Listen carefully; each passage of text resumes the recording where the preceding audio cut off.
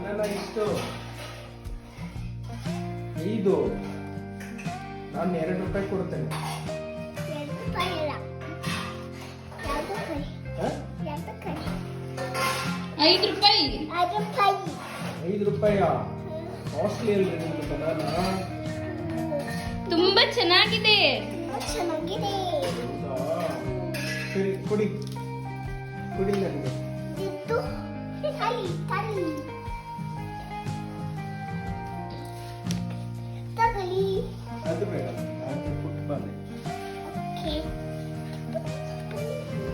ದುಡ್ಡು ಇಸ್ಕೊಳ್ರಿ, ಮೋಸ ಮಾಡ್ಬಿಡ್ತಾರೆ.